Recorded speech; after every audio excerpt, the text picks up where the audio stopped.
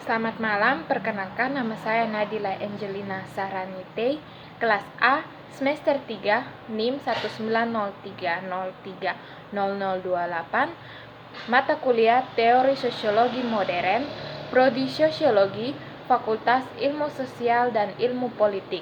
Dalam video ini saya akan menjelaskan hasil review materi dari buku Teori Sosiologi Modern yang berjudul Teori Sosiologi Kontemporer. Bab 1, Pemahaman Masyarakat.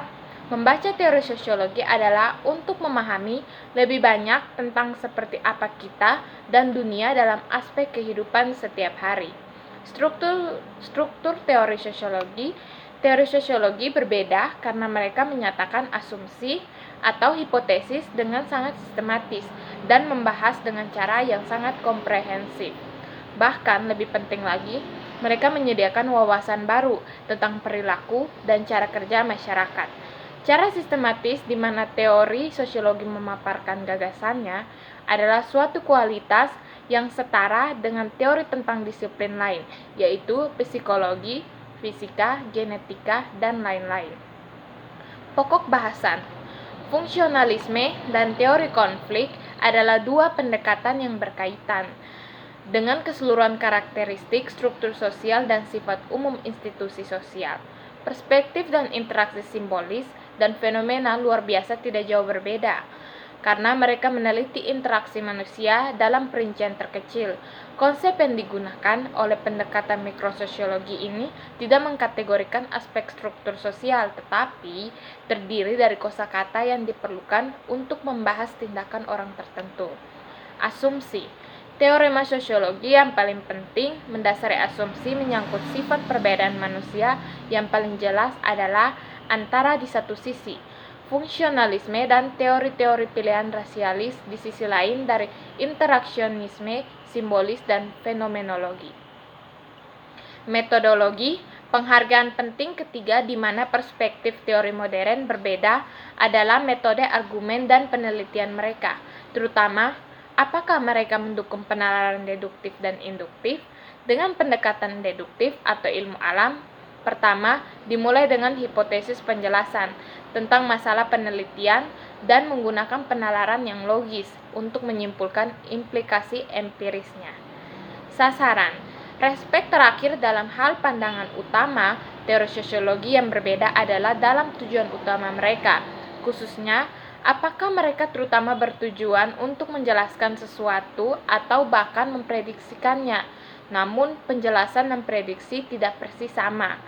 Penjelasan penting yang merujuk kembali kepada prinsip umum mungkin tidak banyak memungkinkan adanya prediksi. Pendidikan dan peran wanita di kontemporer, yaitu masyarakat. Pendidikan formal dan jenis kelamin adalah dua aspek kehidupan dalam masyarakat industri modern, yang dengannya kita semua memiliki pengalaman langsung dan yang mempengaruhi kehidupan kita dalam banyak cara. Hal ini membuat mereka berdua menjadi daerah yang sangat baik, di mana untuk melihat seberapa baik teori sosiologi menerangi dunia sehari-hari kita. Jenis kelamin berhubungan dengan peranan wanita dalam masyarakat kontemporer. Pendekatan yang sangat berbeda ini dapat memberikan penjelasan koheren yang tampaknya membingungkan fenomena sosial. Bab 2. Fungsionalisme. David berpendapat bahwa sosiologi mencakup yang pertama meneliti peran atau fungsi bahwa institusi atau jenis perilaku memainkan dalam masyarakat dan caranya hal itu berhubungan dengan fitur sosial lainnya, dan yang kedua menjelaskan dalam istilah sosial. Pada dasarnya, sudut pandang ini sering disebut sebagai fungsionalisme struktural karena fokusnya pada rekwitansi atau kebutuhan. Fungsionalisme gagal. Fungsionalisme masyarakat dianggap sebagai sistem dari bagian-bagian yang saling berhubungan, di mana tidak ada bagian yang dapat dipahami secara terpisah dari keseluruhan, karena berhubungan dengan seluruh karakteristik struktur sosial dan sifat umum lembaga sosial. Fungsionalisme memiliki fokus makrososiologis. Salah satu proposisi yang paling penting dari fungsionalisme adalah bahwa akan selalu ada beberapa reorganisasi dan kecenderungan untuk mengembalikan keseimbangan. Akar intelektual, pengaruh Emile Durkheim. Comte menyatakan asumsi dasar dan saling ketergantungan pada sistem sosial ketika dia mengatakan studi statistik sosiologi terdiri dari penyelidikan hukum tentang aksi dan reaksi dari berbagai bagian sistem sosial. Konsep keseimbangan yang fungsional juga muncul sewaktu Comte menyatakan bahwa ketidakselarasan antara keseluruhan dan bagian-bagian sistem sosiologis atau patologis. Emile Durkheim tentu merupakan pelopor sosiologis terpenting dari fungsionalisme modern. Parsons mengatakan bahwa Durkheim adalah salah satu model intelektual yang paling penting. Durkheim menganggap pengajaran hampir sebagai tugas suci karena banyak siswa dalam kursusnya adalah guru-guru sekunder Prancis di masa depan. Teori agung. Talcott Parsons adalah putra seorang rohaniwan gereja yang kemudian melayani sebagai presiden Marietta College di Ohio, di mana dia menemui pekerjaan Max Weber untuk pertama kalinya dan di mana dia menulis pendidikan tinggi tentang konsep kapitalisme dalam kesusastraan Jerman. Tingkat sistem Parsons. Konsep sistem adalah pada inti dari setiap diskusi Parsonia.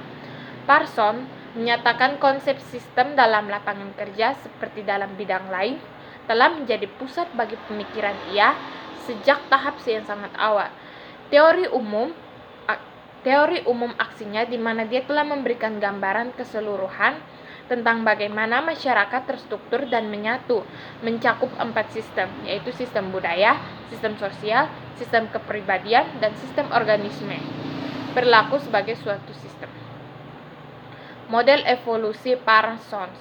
Kekhawatiran para sosiologi masa awal sebaiknya dipahami sebagai upaya untuk memahami transformasi total masyarakat yang terjadi di sekitar mereka.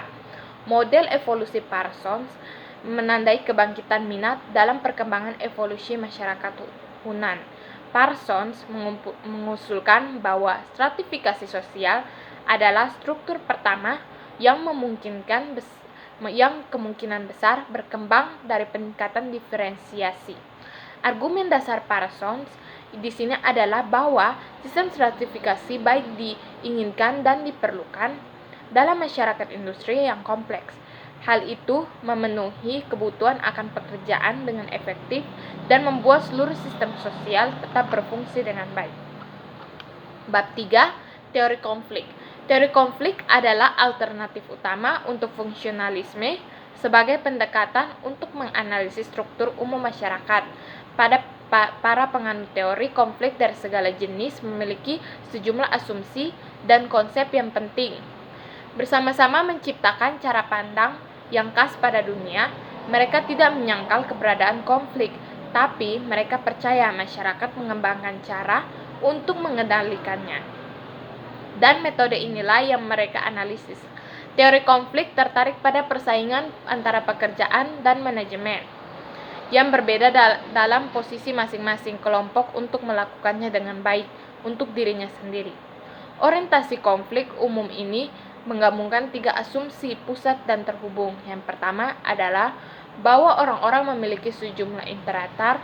Dasar kedua dan pusat dari seluruh perspektif konflik adalah penekanan pada kekuasaan sebagai inti dari hubungan sosial. 2 tradisi. Kelompok pertama teori percaya ilmuwan sosial memiliki kewajiban moral untuk terlibat dalam kritikan masyarakat, menolak untuk berpisah, atau mengakui bahwa seseorang dapat benar-benar menganalisanya secara terpisah dari penilaian atau fakta dan nilai. Elemen dasar konflik ditetapkan oleh 2 sosiologi awal yang terbesar. Yang pertama adalah Karl Marx. Teori konflik dalam sosiologi adalah kaum revolusioner di seputar serangan dunia, bentuk masyarakat yang sudah ada, dan bahwa partai komunis yang terbentuk telah memerintah sebagian besar umatnya. Max Weber ingin mengidentifikasi unsur-unsur karakteristik penting dari masyarakat modern, tapi dia tidak melihat modernisasi sebagai jalan untuk setiap faction. Weber berpendapat bahwa elemen penting birokrasi modern adalah bahwa mereka diatur setiap dokumen tertulis atau file, dan sekitar aturan tetap yang menentukan secara tepat apa pejabat dan dapat dan tidak dapat dilakukan.